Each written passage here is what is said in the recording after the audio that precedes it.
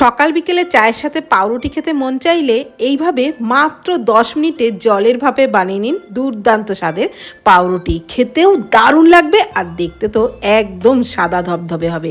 তো প্রথমেই একটা বোলের মধ্যে 1 কাপ উষ্ণ গরম দুধ নিলাম, ওর মধ্যে 1 টেবিল চামচ ইস্ট দিলাম, 1 টেবিল চামচ গুঁড়ো দুধ দিয়ে দিলাম আর 1 টেবিল চামচ চিনি দিয়ে দিলাম, সামান্য একটু লবণ দিলাম আর দিয়ে দিলাম ওই কাপেরই 2 কাপ ময়দা। এবারে সমস্ত কিছু একদম কাদা কাদা করে মেখে নিতে হবে, ঠিক এরকম নরম করে। এবারে ওর উপরে একটু সাদা তেল দিয়ে আবারও খুব ভালো করে মেখে নিতে হবে। ভালোভাবে মেখে নেওয়া হয়ে গেলে ওপরে একটু হালকা করে তেল মাখিয়ে নিয়ে ডোটাকে ঢাকা দিয়ে একটু ভারী কিছু চাপা দিয়ে অন্তত 30 মিনিট কিন্তু রেখে দিতেই হবে।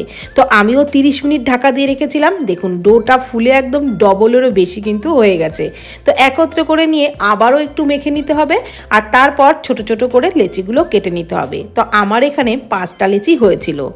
এবার একটা ছিদ্রযুক্ত থালার উপরে একটু তেল ব্রাশ করে নিয়ে ওই একটি লেচি নিয়ে এইভাবে একটু টেনে টেনে নিতে হবে, তাহলে ওপরটা একদম সমান হবে আর এই রকম বলের মতো তৈরি করে নিতে হবে। তো প্রত্যেকটা বলকেই রেডি করে নিয়ে ওই থালাটার উপরে সাজিয়ে একটু ফাঁকা ফাঁকা করে সাজিয়ে কড়াইয়ে জলের উপরে থালাটা বসিয়ে ঢাকনা চাপা দিয়ে ঢাকনার ছিদ্র বন্ধ করে মিডিয়াম টু লো ফ্লেমে ঠিক 10 মিনিট ভাপিয়ে নিলেই তৈরি হয়ে যাবে এই রকম নরম তুলতুলে সাদা ধবধবে পাউরুটি।